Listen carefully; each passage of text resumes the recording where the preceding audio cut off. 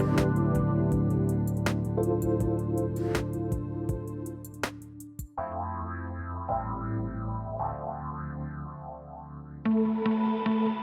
are listening to the Power of Inspiration and Awakening Radio with Julia Griffin.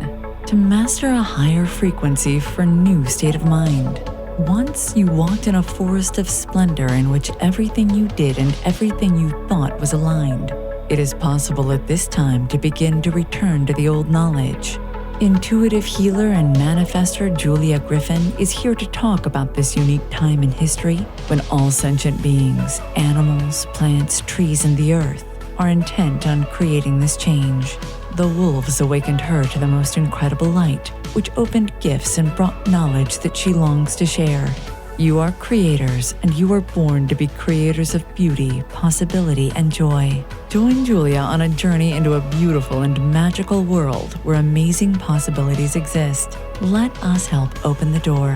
The Power of Inspiration and Awakening with Julia Griffin starts right now.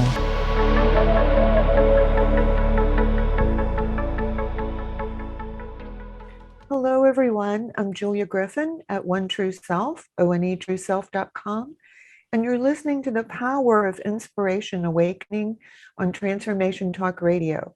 Today, I have a wonderful guest friend and colleague, Jennifer Hoffman. She has some wonderful thoughts to share with us, but let me go ahead and tell you about her. Jennifer is recognized as the world's most accurate, intuitive mystic. She's a leading voice in the spiritual awareness movement and an expert in congruence, vibration, resonance, alignment, and intention. She's also a top-selling author, popular radio host, business and life transformation catalyst, and spiritual teacher. Since 2004, she has published the weekly Enlightening Life newsletter with more than 4 million readers, which is the internet's oldest and most widely read publication. Jennifer provides life intuition, spiritual wisdom, and business savvy to a client base that includes celebrities, business and industry leaders, professionals, and other clients from more than 75 countries. Her website is enlighteninglife.com. Welcome, Jennifer. I'm so happy to have you here today. Hey, Julie, I'm glad to be here. It's nice to see you in person since we're doing it by video this time. I know, we talk on the phone a lot.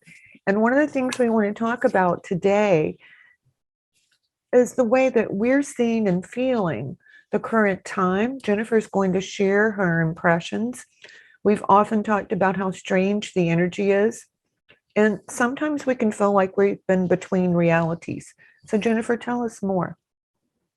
Well, we are between realities. Before, I've done some videos in the last few years, so talking about how 3D is like a completely closed system. And as we started bringing more light and higher vibration and frequency into the system, we started to, kind of like one of those, like expanding, like one of those sponges. Those sponges you can buy, they're flat like this, and you put water on them and they get like this big. So we are seeing literally the integration of light into the 3D paradigm, and we're between worlds. So for some people who have been waiting for this day because they have felt out of place for so long, it's a good feeling. For people who are at the other end of the spectrum, who are totally in 3D, and this is their biggest nightmare, it can feel terrible. And then for everybody else, it's a weird balance between light and dark. But, we've been working for this. I think, and I have said this on your show before, and I say it a lot on my pages and to my audience, that Ascension was supposed to be this, lovely walk in the park with fairies and unicorns and little sparklies everywhere. And it's been, anything but that. And I think people are quite surprised that it's so difficult and that it involves so much chaos. I totally agree. And that's one thing we're going to talk about a little later. For those of you who want to understand more what's going on, is how we can deal with the chaos, how our efforts with light actually do work. And then this in-between time, I've noticed over the last 10 days, I will put something on the counter or put it in a cabinet and I look and it's gone. And Well, this morning with the French press, I rinsed it out and I was like, well, where's the top? I just washed it all and I couldn't find it. And I thought, it's okay. Everything just comes back. Just wait a minute. And then when I put a glass in the dishwasher, it's in the dishwasher, but I don't put that in the dishwasher. And I think that in and out motion, it's like one moment 3D is solid, the next minute it's porous. Do you ever have that feeling? I do. And I thought I was having a senior moment. So my cell phone broke. It was like, I'd had it for like 8 or 9 years. And just as a point of information, when your cell phone starts getting little purple dots on the screen, that is not a decoration. That's a sign that your phone's motherboard is failing and your phone is dying. So I had to buy a track phone because I couldn't find a phone. So I bought 2 phones. I bought a track phone first and I bought like another phone. I lost my track phone. I knew I had put it somewhere and I could not find it for like 2 months. And I finally found it where I had put it. I had plugged it in and put it on the top of a cabinet, and it was there plugged in exactly where I left it. But for 2 months, I scoured my house looking for that phone, could not find it. So this is, and I wrote a blog post and did a podcast a couple of weeks ago on multidimensionality. So this is what's happening. We have where we used to have just straight solid 3D where everything was exactly where we put it. Now we have this mishmash of energies where part of our lives is in a higher frequency or 5D, part of our lives is in 3D. And going in between dimensions is really tough because you use different perceptions and different sets of criteria. Also, this is a time, especially like today, where we're having this big eclipse, where you have to be careful because you can fall, you can hurt yourself, you drop things because things aren't exactly where you think they are. So just, word of caution as we're going through this process is sometimes you have to be physically aware of your reality. It's also one of the reasons why so many of us gain weight when we go through this process so that we stay grounded in our physical body. That makes sense. And I need to tell our listeners that Jennifer does these wonderful things, I think, on Wednesday nights on Facebook, where she can go into a lot more detail about what she's talking about. And she answers a lot of these things on a more personal level. So if what we're saying piques your interest, I would encourage you to find her on Facebook. Now, one of the points that Jennifer made when we talked earlier is that it's not as much that the world is becoming darker, but that as we go to a higher level, we become more aware of it. So Jennifer, can you explain that to our listeners? Because you have a beautiful explanation of it. Oh, and that's probably one of the toughest parts. So when you are in full 3D, you don't notice the darkness because you're in there. It's like if you are in a dark room, gradually your eyes adjust to the darkness and it just doesn't look as dark. But then you go out into the bright sunshine, it's like blinding at first. So as we are bringing in more light, not only is the darkness receding, but we're noticing the darkness. We're noticing things that we didn't see before because we were right there. The more light you absorb, the more light you integrate, the more darkness you can perceive, or density or dark energy or whatever you want to call it. It just makes you more aware of what I call the energy gap now between dark, really dark and really light. And then there's that whole 4D bridge in the middle. And most people are crossing over to that other light side because they're looking at the darkness and saying, okay, I don't want this. I want to be on this side. And what's difficult is that not everybody in your life is making the same choice. So you have within families, some people are saying, yes, I want to be part of the light. Other people are going, you know what? Thank you. I would rather sit in the dark. Don't assume because I said, made Julia laugh. Don't assume because someone's sitting in the dark, it's because they can't find the light switch. That's where they choose to be. And you have to honor those choices, as tough as it is. You have to realize that there are people who look at the dark and go, you know what, I'm comfortable here. And other people who look at the dark and go, I don't want to have anything to do with that. This is the separating the wheat from the chaff, as I've been writing for the last few years. And we're really seeing it. And we are going to really see it in the next few months. the way that you said it that made me laugh so much. You said, just because that person's sitting in the dark, it doesn't mean they can't find the light switch. They may know perfectly well where it is, but they don't want to turn it on.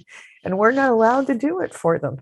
No, we've done a lot of that in the past where we have, like superseded their intention and gone, you know what? I just think you'd be better off in the light. Let me just turn all the lights on for you. And now we have to honor their choices and honor, accept their choices. And acceptance is not tolerance. Acceptance isn't, I know you're making a really horrible choice. I'm just going to ignore that for like the next 5 minutes until you change your mind. Acceptance is looking at that person and saying, this is your choice and I accept that. And now I need to choose whether I stay here and wait for you or I walk away. It's such a great visual, though, when you wonder why someone that you care about can't hear what you're saying, to see them going, well, I don't think I'll turn on the light yet. Not much you can do about that. So what do you think is the greatest challenge for light workers? I think there are a lot of challenges, but sometimes, I guess, judging from the people that I talk to, I would say that it's staying present, staying in the light and feeling encouraged right now.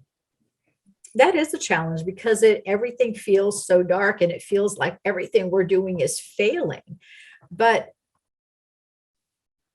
it's successful, again, in the fact that we thought Ascension was going to be this, this beautiful, lovely walk. I can just imagine with, in the wisteria covered arches and little birds singing and the butterflies flitting around. And we're just kind of sauntering down the Ascension path. And instead it's like a battle.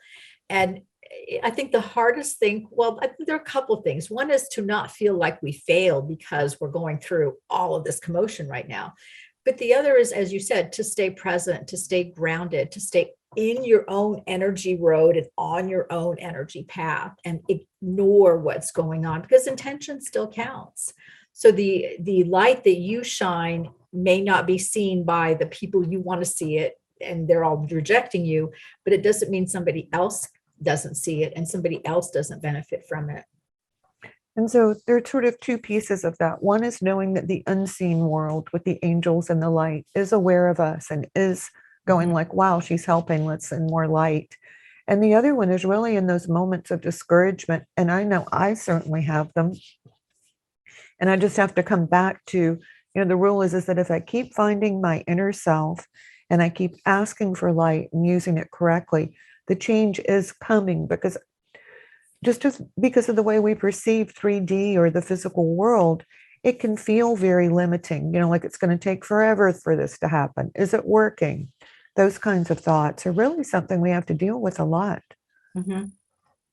And the idea of judging what's going on or what we're doing or the success or failure of what we're doing by what we're seeing in the moment, we're focusing on this little picture and not looking at the bigger picture. We always have to keep that bigger picture, and not just the 3D bigger picture, but the whole multi-dimensional bigger picture of everything, of all the moving parts that are going on.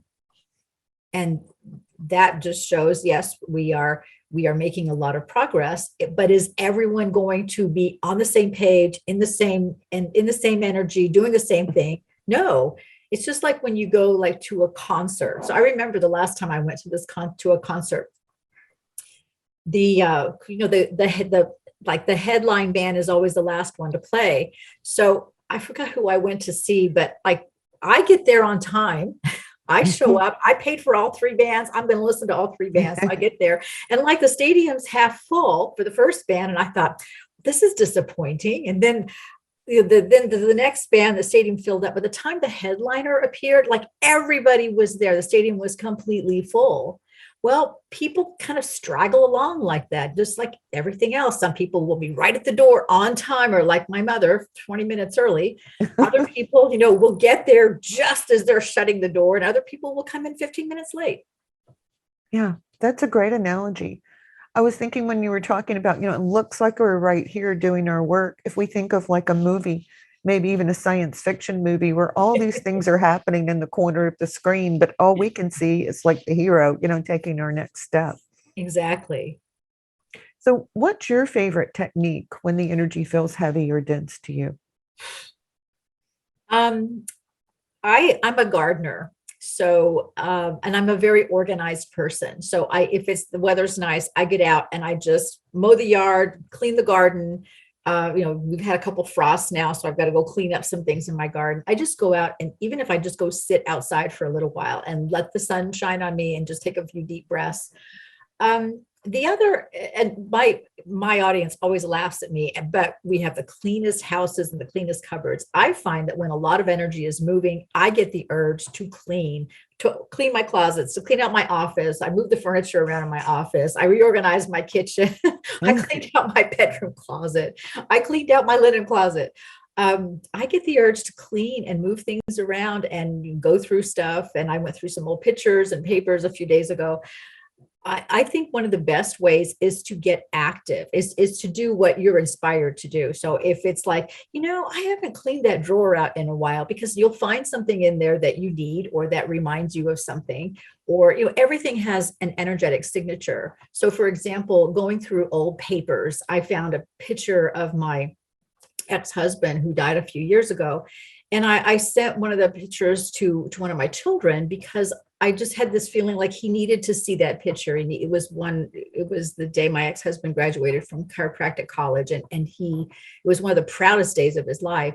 And I sent it to my son and I said, I think, you need to have this picture of your dad, because it represented a real milestone for him. And he said to me, I needed that. I'm not going to go into detail, but I needed to see that picture. So, I think as we're moving energy in our own lives, we are also helping other people. We are rebalancing. What we don't understand about this shift right now is the entire earth grid. Everything in the earth grid is being recalibrated. So think of what happens when you get, say you get a new sofa, and it's bigger than your old sofa. So all the furniture in your house has to be moved around, or in your living room has to move around to fit your sofa. So focusing on, my life is in chaos and everything's falling apart, or, this energy is coming in and it's just too much. If you take some kind of action, if you do something, or you realize, okay, everything is being recalibrated. What do I need to recalibrate in my life? How do I take action with this energy? I think it makes it a lot easier than, to do something, than to sit around and go, oh my God, the world's going to, falling over a cliff. What do I do? Because that's exactly what it feels like. I think another really interesting point that you're making is that the earth is going up in frequency. And when we go outside and we garden, or we do physical things and we inhabit our bodies, we're more in alignment with the higher frequency of the earth. And that is rejuvenating and stimulating and vitalizing. And sitting inside and not moving is going to take you in the other direction. Well, and you sit around and you don't move, and then you listen, watch a few things that come across the internet, and you get all worried, and now you're scared, and now you're really upset, and now you're not making good use of the energy. You're not putting yourself at a frequency where you can actually be more proactive with the energy and utilize it. And those people who call themselves light workers or energy workers, your frequency is naturally higher anyway. So guess what? You get more energy than other people. Right. And we also have to take on a certain amount of world karma, which is not always easy, but we are up to it. So over the long run, what kind of effect do you think that the eclipse will have? Well, it's interesting because this eclipse mirrors the one that we had to the exact sign and degree on November 20th of 2002. And I just noticed something, and I put it on my Facebook page. If you add the numbers of the date of November 20th, 2002 and November 19th, 2021, they both add up to 8. Things that make you go, So we're seeing a cycle, a cycle complete, that began in November of 2002, that actually started in October of 2001 when the nodes changed sign. But think of what has happened, what has transpired, and which began in 2001, and now is coming full circle. So before, and this is my interpretation of it, before we had this tremendous dark force unleashed on the world, right at the turn of the century, we turned over into 2000. And now we're getting an opportunity to send that dark force packing. send it off the planet. We don't want it anymore. So this is really interesting that you're saying it's an 8, because if you think about an 8, you're balanced at the top and the bottom. It's almost like as above, so below, and so below as above. The other interesting thing to me was thinking about the moon being exalted in Taurus, because that's a high vibration. That would be harmony. It would be like secure or stable emotion and living, which I thought, wow, that would be a big change if we could move into that, because we have these highs and lows that we're going through all the time. Right. Because every time we are open to more energy, we get a bigger energy, which then creates like a huge separation. So it's kind of like I went to the grocery store yesterday. So I took all the bags out of my car. I put them by the garage door, and then I had to take them from the garage door and move them into the kitchen.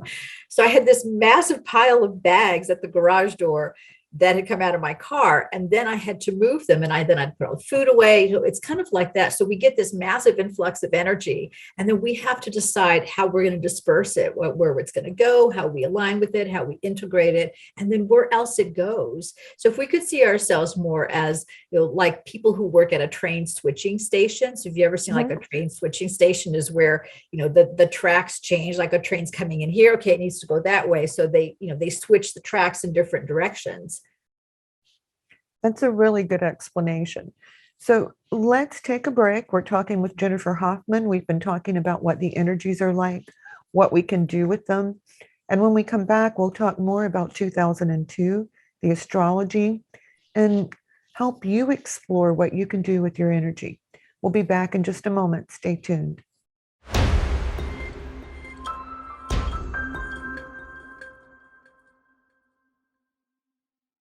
Hello, everybody. I'm Julia Griffin at onetrueself.com, onetrueself.com.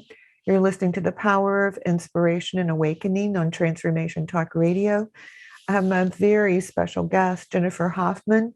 We're talking about how the energy of the eclipse in 2021 is similar to the energy in 2002. And we're also going to talk about how both of us stepped into our psychic or cosmic careers at that point. And hopefully that will be helpful to everyone. So Jennifer, why don't you start with some of the changes that began for you in 2002? Okay, so I would say 2002 was probably one of the worst years of my life. I lost my job, which I was in technology, and that was not uncommon, but I lost my job. I nearly lost my house. I had to move. I moved to Phoenix, and it was literally one of the worst years of I've never been so scared. I've never been so felt so vulnerable. I've never felt so out of control of my life. And during all that chaos, that's when Archangel Uriel came to me and said, I want you to work with me. And I said, no, thanks. I already have a career path, but thanks for asking. I'm kind of honored to go find somebody who really wants to do this. I put my first website up in 2004, and 17 years later, here I am still. So I think what 2002 was kind of the great awakening. And I want to say more like the great wake up call for a lot of people who had to do spiritual work or were called to do spiritual work, even if they didn't know it. People like Karen Bishop, me, you, Rhonda Smith, who passed away a few years ago. If you look at the kind of the timeline of when we all started, it was right at that period, right around that time, whether we knew that this is what we were doing or not, or what, don't get me wrong, right. I didn't volunteer for it. I wanted to be senior VP of IT in a Fortune 50 company. That was my career goal. So we are coming full circle now, because a lot of us who have been doing that work are still doing it. And we think we're graduating to the next level. And this is a real shakeup too for the spiritual world, because not only do we have to now focus on whatever spiritual work, transformational work, energy work, light work that we're doing, but there's more of an integrative process that's going on too. So if you've been doing full on spiritual work, it's time to come back to earth and, and figure out how to integrate that into this new paradigm. I always say that ascension is an integration, not a takeover. We're not destroying the earth so heaven can take over. Think about this, what that phrase is, heaven on earth. We forget that this, we are integrating this energy. So there are a lot of people, and I think they're really falling out of favor. I've never been a big fan myself, who are so spiritual, like so focused on the spiritual side that it's hard to kind of bring them to reality. They don't say things that are really applicable to daily life. That's never been the case with me. I'm actually the very logical, grounded person. I'm very spiritual, but hey, you know what? I still eat 3 times a day, and I still take out my own trash and do my own gardening and buy my own groceries, and I vacuum my house and organize my closets. So I think we're coming again full circle for us too, where there's more appreciation of the light. There's more appreciation of spirituality. Look at how much more spiritually aware the general public is. You hear people talk about things like vibration and 5D and resonance. There's something you never would have heard of in 2002. When you talked about those things, people went, oh, right. Now it's tell me more. I agree. And I had the advantage of thinking about it while you were talking. That's when a lot of the music came in with the new sounds. A lot of people expressed more in 2002. A lot of people expressed much more of their message in depth. And that's when I quit my job, was the beginning of 2003, because it just seemed unbearable to do it. 1.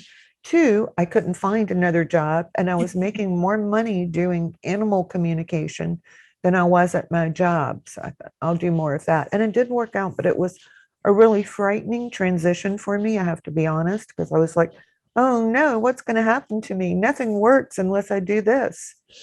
Well, it worked. And so for people who are thinking about it, I would encourage that. But Jennifer's so right. You have to be practical. I mean, being in your body and doing practical things is part of how we learn whether or not what we're doing is working in physical reality. Sometimes someone asks me, why do you teach all these techniques in class? I said, 2 reasons. These are abbreviated forms of things that I took hours and hours to learn. Second of all, they work in the practical world. If they don't work and they don't at least affect a change in your emotions or your body, I just let go of those. I might use them on myself, but I'm not going to teach them. I want things that change reality and that you feel it in your physical being. Well, and we have to be grounded because our work is here. All these people who are always saying, oh, I just want to go home. Well, if you want to really go home, that was really part of what you were supposed to do. You'd already be gone. Right. You and I had a similar experience. I know when I first started doing my readings, I'm thinking I quit my job the end of January or 1st of February, and it wasn't working out that well. And then a chiropractor in Atlanta invited me to come for a week of May Madness. And this odd thing happened, which was that when I did readings for their animals, everyone's back went into place. So then I started reading people too. Now, the reason that that works for people who aren't familiar, our energy field and an animal's energy field are somewhat connected. So if the cat felt better, they felt better. It was a wave of healing energy. I'll tell them what happened with your tarot readings and how you happened to do that. Oh my God. So I could not find a job in Phoenix of all places. And I'm very technical. I have a business background. I have multiple degrees. I have a technology background. I speak 4 languages. Could not find a job. The only job I could find was reading tarot cards at a metaphysical bookstore. I don't know anything about reading tarot cards. I'm just really intuitive. And I was doing face-to-face readings. So there was no margin for error. The client was sitting right there next to me. So if I said something wrong, they could just get up and leave. And I was terrified. But what happened was I became the best reader in Phoenix. I was booked out for months in advance. And I had lawyers and doctors. My biggest clients were land developers. I remember one guy, came in and was asking me about this piece of land. And I said, well, it doesn't have any water. I said, he goes, yes, it does. I go, no, it doesn't. The water's across the street and it belongs to that land over there. You need to work that out before you buy the property. And he came back and he said, you were right. I didn't buy it. You saved me $10 million. Darn, I should have charged him a commission. But I got my biggest thing was I did this reading, this store opening. So a man came in and he asked me if I would do a store reading. Like be at his store opening and be like the psychic. And I said, okay. So he initially booked me for like 2 hours and he comes and he goes, there are quite a few people in line. Would you stay an extra hour? And I said, okay, fine. Well, I was sitting kind of in a place where I actually couldn't see around the corner. I couldn't see where the line was. And he kept on coming and saying, oh, another 30 minutes. I said, fine. And finally he comes back and he goes, look, I had to end the line, but the line is out the door and around the block. So can you stay for like another couple hours? And I said, or at least until it's over. And I was doing like 5-minute readings and people were coming out and they were saying, you got to talk to the psychic. She's like so good. And people were coming in and they were telling other people. So the line was building and building. I think I ended up leaving there at like midnight and I got there at 7. And, it was like the universe was telling me, you're going to be okay. You know how to do this. Just get out of your way. But it's, I resisted it for a long time because it's not what I wanted to do. I wanted my backgrounds in business and technology. I wanted to do that. And I ended up being in business and technology in my business. But it was always also, as you had, this massive awakening. And I think if the listeners will kind of go back into which by that way, that was 20 years ago. It's hard to imagine it was 20. I keep on thinking of 2000 is like 5 years ago. It was 20 years ago.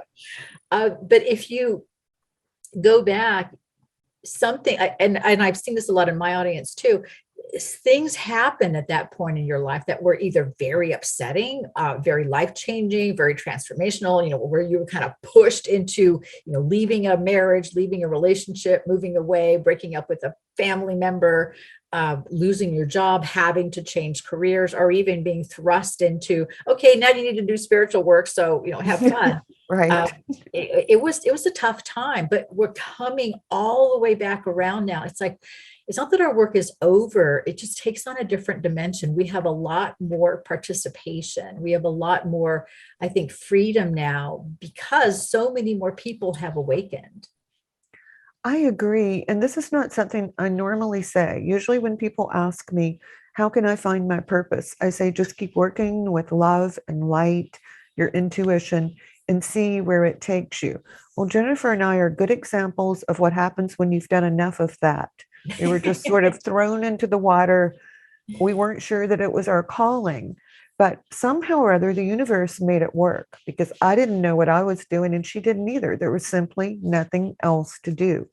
So you and I both share the same feelings about readings. You're about one of the few people who's reflected the same thing that I was saying. But for both of us, when we do readings for people, which we both love, this most amazing light comes in. And you can feel it being transmitted to the other person. So you described that beautifully, Jennifer. Would you tell us more? I've always thought that doing individual, so you're talking about like individual readings. So I offer 30 or 60-minute readings. I do free readings on my weekly Enlightening Life Live, which I've done every Wednesday night since 2005.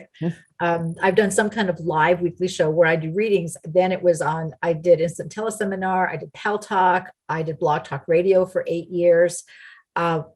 And now I do it on Enlightening Life Live on my Facebook page, and I do it through chat. So just to know, I don't have to talk to somebody or just like you. But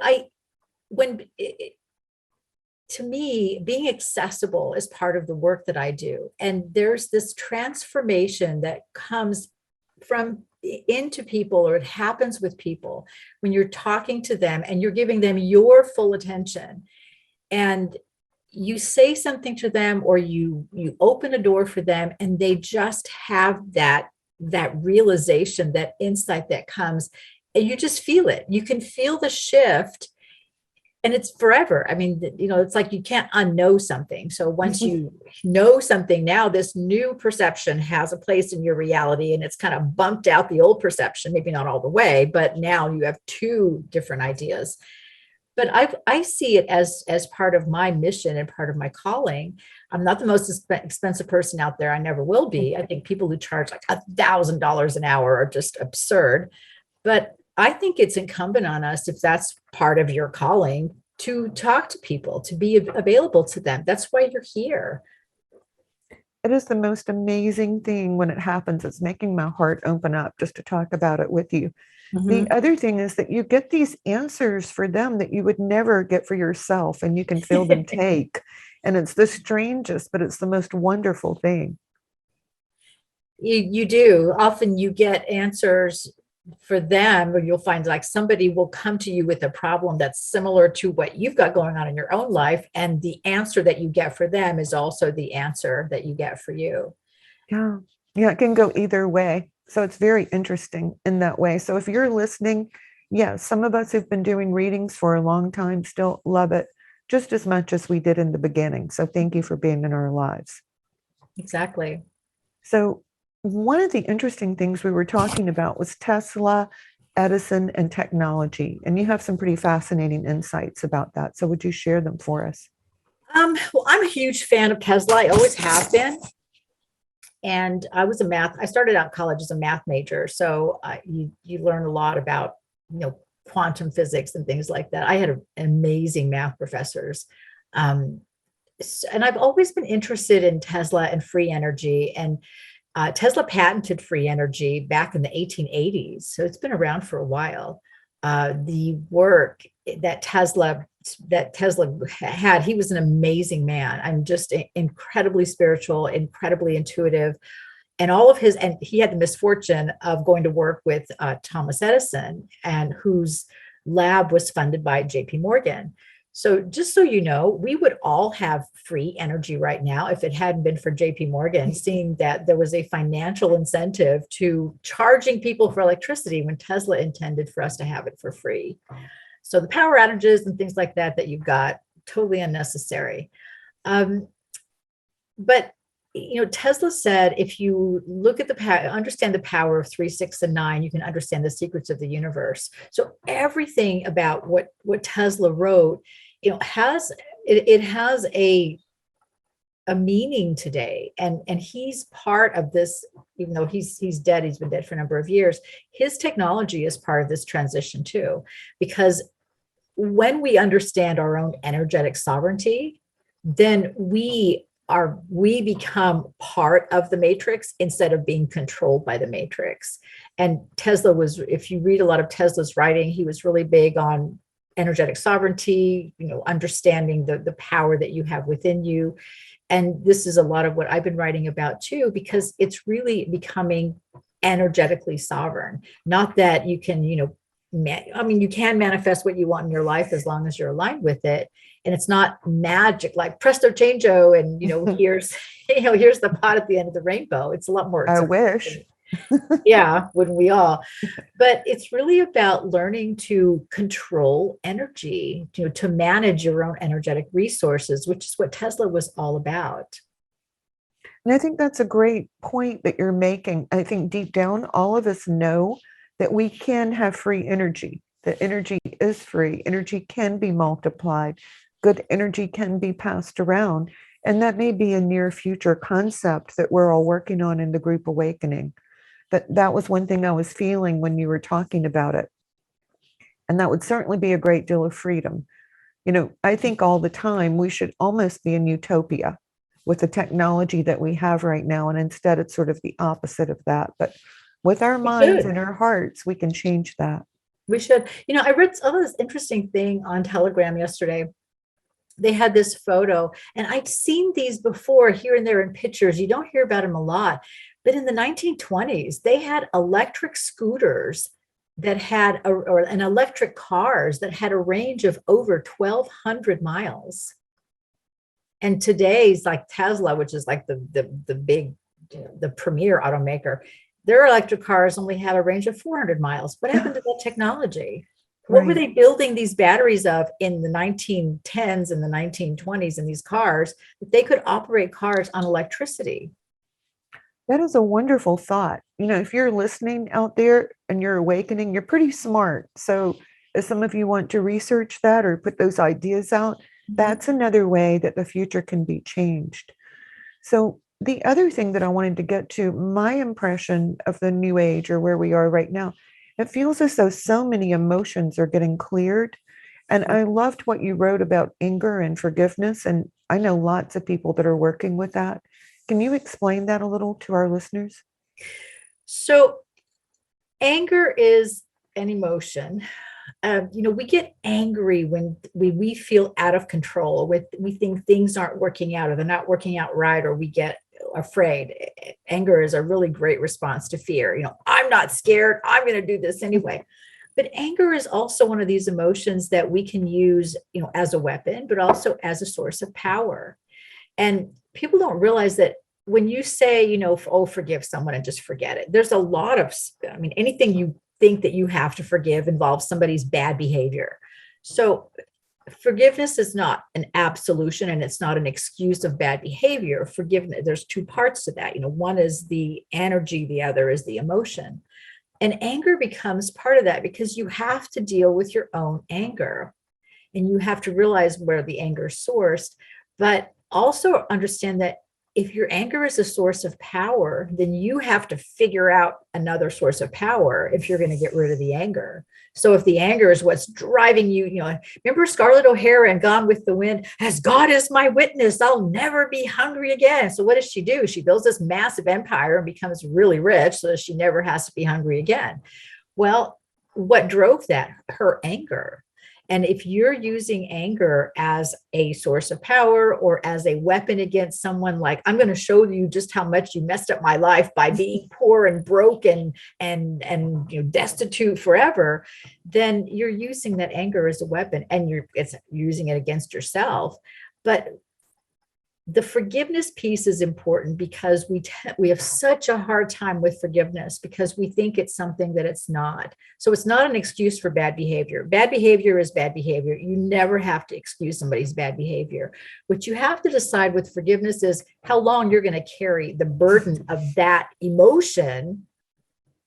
And then that makes the forgiveness possible. So when think of forgiveness as a divorce. It's like telling someone, you know what, this happened. I'm over it. I am done. So I am done with this energy. I'm not carrying it around anymore. I don't excuse your bad behavior. So I'm deciding that I'm not going to have anything to do with you. And maybe it's somebody that you can't completely write off in your life. So then you don't engage with them emotionally. Right. And if you look at forgiveness that way, it then becomes a personal choice rather than something, oh, I should do this. Because, I'm one of these people, I remember everything. Believe me, if you do something to me that is bad or, untoward in some way, I am never going to forget it. I don't have the ability to forget. I just can't. I can remember my phone number from when I was 5 years old. It's just one of those, my head is full of weird facts like that. But we will never forget. Our minds don't work that way. What we need to do is make the choice in forgiveness is, how long do you want to carry that energy? And then that's the choice. Yeah, sometimes I have to forgive myself for having put myself in that situation. Mm-hmm. And sometimes that can be part of it. You can stay angry at yourself, but that just creates more of it. Well, another thing that you said that's so interesting to me is that for some people, we're really leaving behind karmic relationships as we move into the light. Yep. So one of the things I wanted to say that kind of ties into that is, karma is all about atonement. Karma, it's that replay of, you hurt me, now I'm going to hurt you. I hurt you, now you're going to hurt me. So it's just this recycling of energy through different lifetimes. And all it takes to end karma is for one person to say, okay, I'm done. And then you're done. I'm not doing this anymore. And one of the things, the greatest gifts we can give ourselves to end these karmic relationships one is to realize we're not supposed to be healing anybody. It's not our job to heal anybody. It's our job to hold that healing out and say, you know what, here's an alternative, and then see if they take it or not. And the other is, when you forgive yourself for putting yourself in that situation, a great way to say that is, I forgive myself for thinking it was my job to change this person's life or to heal them or to help them or to fix them in some way, because that ends all the karma right there. It really is. And we use up so much energy trying to fix things instead of moving ahead and creating new things. And if those people change, they'll catch up with us on our path. And they won't catch up with us if they don't want to change, or at least that's been my experience. One time my daughter wouldn't eat her lunch, and I mean, I wasn't rich at the time. So not, I didn't, and I grew up with parents who lived through the World War II in Europe and the Depression. So, uh, you didn't throw food away in my house. And when I grew up, and I could never throw food away. So my daughter wouldn't eat her lunch. She was just being difficult. She was like 5 years old. So at dinner time, we were having like her favorite dinner, which was like sloppy joes and French fries. And she got her sandwich from lunch. And I said, I can't throw food away. So unless you can ask your brother to eat it, or maybe your dad, but I'm not throwing this food away and I don't want it. She ate her sandwich, crying. She ate the sandwich. So imagine with karma, it's like you're being served leftovers, time. I don't know about you, but after about the second time, I'm done with leftovers. Like they go to the compost bin. I just can't do it anymore. No. But think of, being served this dish of leftovers again and again and again. At some point you look at it and you go, this isn't even appetizing. Like this isn't even edible anymore. Right. That's so true. Oh, one exciting thing I forgot to ask you about is tell our listeners about a glitch in the matrix. Oh, so yeah, that got a lot of interest from my audience. So we are getting these glitches in the Matrix. So if you've seen the movie The Matrix and you like fast forward to the end where Neo suddenly realizes what, his role in the Matrix and what it's all about. So we get these big energy downloads. So imagine like an electric current, and there's like a big power surge, and all of a sudden the current just goes zzz, kind of like you get like a power surge in your house, the lights will go off for a minute and come back on. So where the matrix, say, is, kind of all put together, it's all aligned. When you get a glitch in the matrix, it's like it comes apart and all of a sudden there's no alignment anymore. And everything just goes all chaos and, just everything. You can see it in people. People just kind of go a little bit nuts for a little while, and it's almost like everything feels like it's out of alignment, because it is. So then we have to bring in the energy to fix the glitch in the matrix, but that it's like an opening into a sudden insight or a sudden realization. And as we were talking with readings, like when you do a reading for someone and you tell them something, or you talk about you give them an insight, or you reveal something to them, there's a glitch in their matrix. It's like the understanding they had, all of a sudden it's not there anymore. Oh, I didn't realize that, or I never saw it that way. So they can never go back to the old way because they have this new understanding, but they have to now adjust to this new way. And that's what with so many people awakening right now, there's so much collective energy rise. There's so much of the collective consciousness that's expanding, that when we get these big energy downloads, the matrix just goes and then everybody's like, oh no, because your whole worldview, your self view, but also your whole worldview shifts. And now you have to fill in the energy gap, and you can feel those glitches in the matrix. It's just, it comes on as a really unsettling feeling, like, oh, something just happened. Right. Like Yeah, I know exactly what you're saying, because we all project our perception of what reality is today, tomorrow, the next day.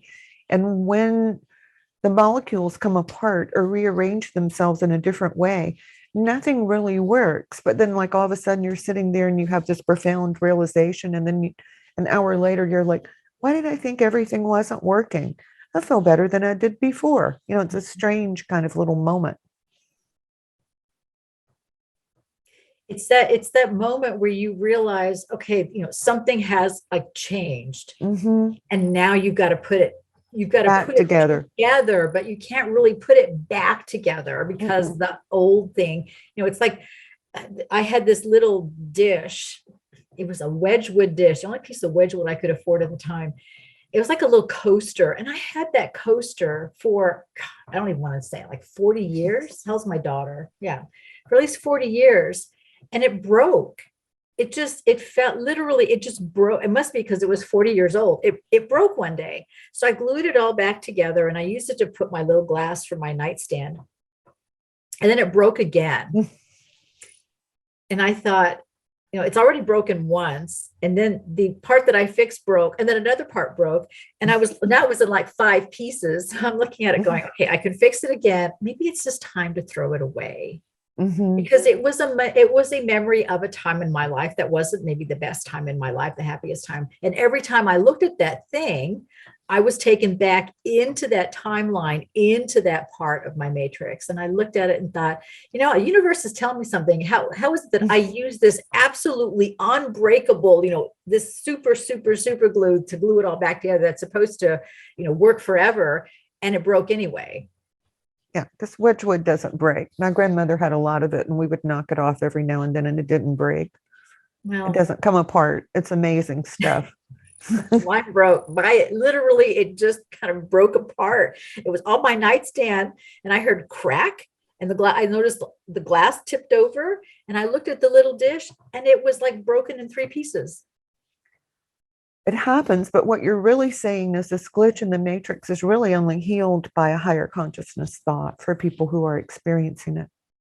Well, it's like the matrix as it is can no longer be supported by the energy that's there. So it's like a belief system. So the matrix really is the collection of our belief system. So when enough people say, I don't want the matrix to be this way. I don't want separation and division. I don't want darkness. I don't want, the control and everything else that's going on in the world right now. I want something different. There's not enough energy. It's like the matrix gets weaker and weaker. And all of a sudden this new energy comes in and it breaks.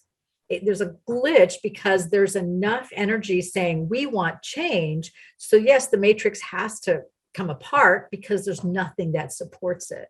So now this new energy comes in, we've got a new matrix and everyone's going, oh no, what do we do? Now we have to, create a new matrix. We have to fix the broken parts or fix the parts that opened up. But we have to bring something new because the old energy won't work anymore. That's a perfect explanation. And then just for people who go around thinking that they're different or they don't fit in, I wondered if you'd share the dream you would have as a little girl of being the only person that was awake. That was tough. I mean, I've always been exceptionally intuitive, even as a very, very young child. I had my first intuitive experience that I remember when I was like 2.5 years old. It was hard to be awake in a sleeping world, but now we're awake in a world that's waking up. So, all of us, because we've been, doing this for lifetimes, but all of us who do this work have to wake up too. We have to adjust to the new matrix. We have to adjust to the way we teach. There are people who are coming in who don't know anything. But there are also people who, like us, they're ready for the next thing. They're ready for the higher levels. A lot of people who are thinking they are different are just empaths or intuitives, but now there are a lot more people who are on that vibration. Right. So you're not the different one anymore. It's kind of like like the first person who wears a new style, everybody looks at you like, oh, you're weird. And then everybody else wears that style. It's like, okay, now everybody else is wearing, leggings or whatever, or hats, or you're not the only one anymore. So hopefully as we go into this new level, we can all become a little more creative with the energies, because what you're speaking of the matrix really breaking and then coming back together in a higher thought form, and so many more people who are intuitive, that's a pretty big shift for the future. It's a huge shift for the future, and there were a few people at the beginning who were doing this and everybody else was going. I used to look at people who were like living their lives and doing their things and having great jobs and thinking, what am I missing here? Like, where's my instruction book? Why are they doing that? I'm sitting here, I'm supposed to be doing spiritual work and, I'm broke and having all these problems. And then, it was just a matter of holding the energy, of holding the fort literally until everybody else started catching up and people started thinking, oh, this is a good idea. And then of course you got all the weird people who thought, then it became like, a Hollywood thing where it's, it's like, it's spiritual la la land. And then you got, but that's going away too. So now you have the spirituality, the awareness of energy and things like that are now more part of the mainstream. Right, because those energies to me are more apparent. I mean, maybe it's because I've done this work, but you and I both know that you can just walk around and feel who's happy, who's attuned to their inner self, who is on the new set of higher vibrations. And that was not a palpable thing when we first started. You were either pretty much high or low. And you can tell the people who aren't. Oh, yeah. I mean, it's really painfully obvious who not only is not, but is completely rejecting that. Mm-hmm. And there are, I call those energy gaps when you separate people from, and it's not a separation. It's not well, what we're seeing is they're trying to force separations, but it's really a separation by, how much, where your frequency and vibration are, and how much light you're willing to, to live with, and how much darkness you're willing to live with. There are going to be people who are literally going to be in that dark space, and that's where they want to be. And we have to honor that. But there are also a lot of other people who are, slowly kind of, some are straggling, making their way into the light. Your only job is just to shine so that when they need to see the light, they find one. Right. And let's add to that, we're not going to fix people anymore. That was the Piscean age, where you received a lot of energy for giving away a lot of energy. The Aquarian age is it needs to be balanced. You try to give the right amount of energy, which is a pretty big change from what we were taught on a religious level.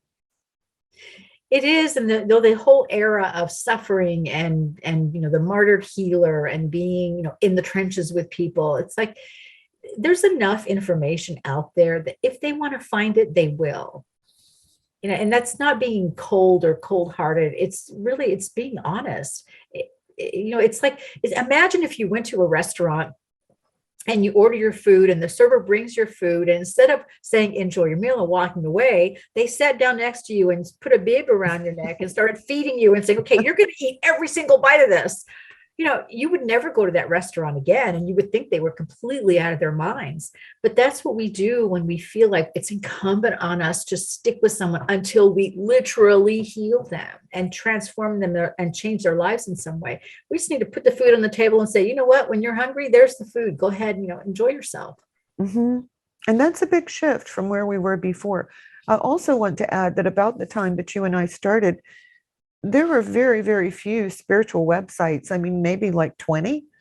And think of all the information that's out there now.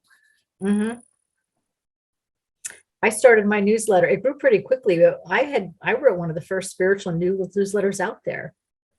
I was one of the first ones. My first newsletter went out in February of 2004, and it grew really quickly. But I was writing to an audience, that was growing organically. But it was a difficult process. I built my first website from GoDaddy's Website Complete, which they no longer sell. But I can remember, that there was hardly any internet, and nobody bought from the internet. It was tough. It was difficult. It's a lot different today, but we certainly have a lot more going for us in terms of what that is, what's available. And but I want to say too, use discernment, because there are a lot of people. Just because someone says they're spiritual, I mean, that has a whole range of meanings. So you'll be attracted to the people who really resonate with you, and not attracted to the people who don't. Mm-hmm. And the other part of that is, there are some people who used to say, I read this in a book. Well, it doesn't mean the book is true. The same thing is about the internet. There's good information, there's bad information. Mm-hmm. You have to see how it makes you feel. Feelings in the heart are related to intuition, and you really want to feel it in your heart. And you want to see if your vibration stays up afterwards. Exactly. If you ever really, my litmus test for that is if I just can't read it. Like I can't get past the first couple sentences. I find myself being bored by it, or it just doesn't feel right to me. It's not for me. Right. So, everybody has an audience. Every teacher has an audience, and every student has teachers. And, there are people, out there that some people love. I don't resonate with them at all. I don't promote them. I don't follow them. I don't read their stuff. I'm just not interested. They're just not for me. That's not to say they aren't for other people. Like Sylvia Brown was a good starter. She was a good starter person. She wasn't for everybody, but she did bring a lot of people to spiritual awareness. She really did. And the thing is as you grow, what attracted you in the beginning, you may go back and go, oh, this is so easy. Why did I think this was so great? Well, it was a beginning. Right. And beginnings are good. You can't go, it's not like your ex-husband or your ex-wife where, you look at them 20 years later and go, God, what was I thinking? You have to go back to at the time, they thought they were the best person ever. So, 20 years later, they're not, but it's 20 years later. Right. So if there's one thought that you want people to hold about the future or the way they're seeing the future, what would that be, Jennifer? It's that it goes back to energetic sovereignty. So I would write predictions every year. So I wrote for the predictions for 2021. This was the year of energetic sovereignty. And everybody thought, oh, good, we're going to get to do whatever we want. And it's all going to be fun and easy. Well, we had to claim our energetic sovereignty and own it and stand up for it and insist on it. And it's that you have to believe that your light, your energy, your intention, what you do does make a difference. It does. It may not feel like it. You may feel, really small and insignificant in the face of what's going on in the world, but you don't know who you inspire. You don't know who you uplift, and you don't really have any idea of how your energy fits on the continuum. So the matrix is all of us. We are all part of the matrix. So every single person that shines their light just adds another light to what's already shining out there. And it's our collective light together that brings about the change in the frequency and the vibration and the energy of the world. So even though it feels like the world's driving over a cliff, and sometimes it feels like that to us too. We've talked about it. You just have to get back on the wagon and go, okay, yes, it's going, but you know what? I've still got my foot on the brake and I'm still helping us steer away from disaster. And, sometimes, and I know this is true, and for all of you who have children, know this is true too. You have to show people the worst of the worst before they will wake up. And even though things look pretty grim in some parts of the world, there are other parts of the world where people are supporting them. We're all working together on this. And we're all working together to bring this about. We can't avoid the disaster because it's part of the process. I have this ascension kind of diagram that I write about.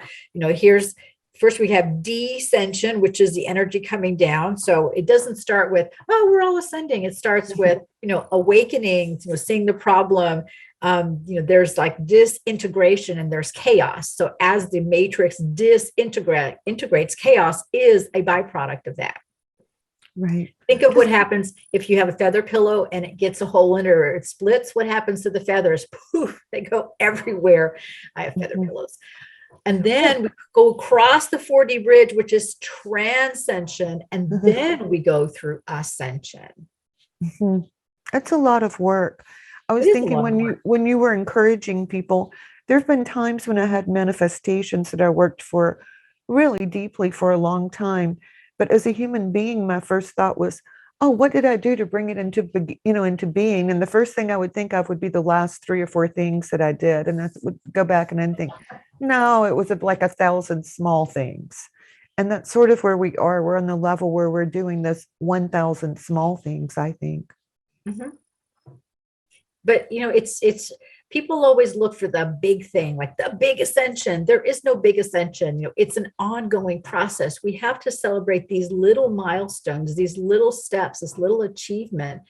Every little understanding, every little insight, every little realization is another step on that journey.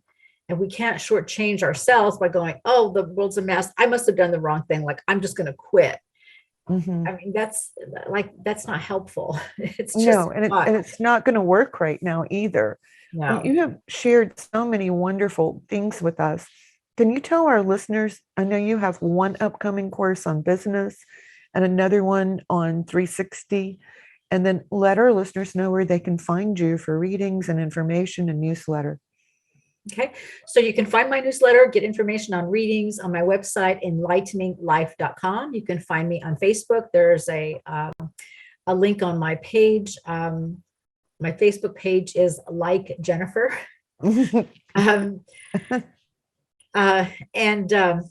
I didn't realize how many people have the name Jennifer Hoffman. Believe me, a lot. It's a very common name, which shocked the hell out of me. So I have this program called Becoming 360, which is really Becoming 360 Energy Mastery. And it's all about the wholeness, but not just the wholeness. So I teach healing as a two-part process, completion and closure. And then you move into wholeness, and then you move into congruence. So not only do things work, but they actually fit. They belong together. They work together. So my Becoming 360 Energy Mastery program is all about, it's got its own little acronym, AIM, Alignment, Integration, Mastery, for Abundance, Wealth, and Expansion.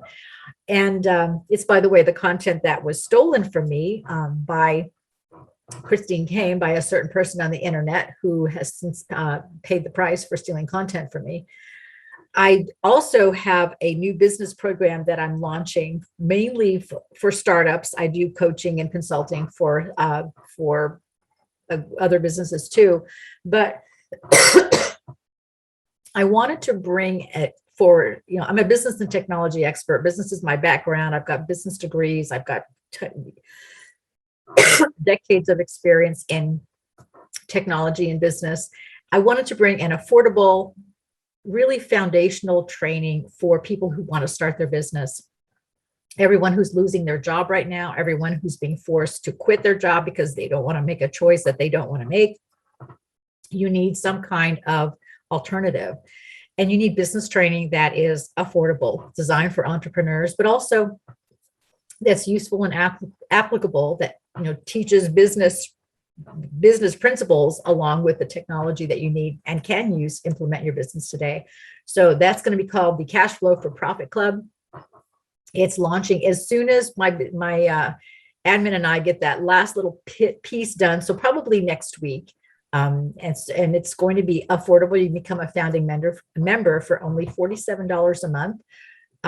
I also have a background in law. I was paralegal for a number of years. So there's law, there's cash flow, which is this big strategy I teach, finance, and of course, technology, how to set up your business, everything you need to know to start, manage, and grow your business. Plus, you get it from someone who's on a higher light level. So go and check out Jennifer's work at enlighteninglife.com. Mm-hmm. And you can sign up for my weekly newsletter on my website, One True Self, onetrueself.com. And you can read about the energetic awakening, my ideas, or what's coming up on the show. So thank you so much for tuning into the Power of Inspiration Awakening show, where you can find a higher vibration. Please join me on the 2nd and 4th Wednesdays of each month at 12 noon Eastern, 11 Central, and 9 a.m. Pacific. So have a wonderful week, and I'll see you back here next time. And again, thank you, Jennifer. You were wonderful. Oh, thank you, Julia. It's always great to be with you on your show. It's lovely. Thank you. Thank you for listening to the Power of Inspiration and Awakening Radio with Julia Griffin, to master a higher frequency for a new state of mind. Join us next time as Julia takes us deeper into the memory of the moments of light where transcendence and enlightenment emerge. The memory of the jewel of consciousness is always lived within you, to tap into waves of energy and create huge changes by imagining the beauty of the vision and desires that are hidden in the heart. Learn to find your way back to nature, beauty, and your own heart, which holds the secrets of your existence and future. To discover more about Julia's adventures, animal communication, and the teachings she brings to every show, visit onetrueself.com. That's onetrueself.com. That's ONE, trueself.com.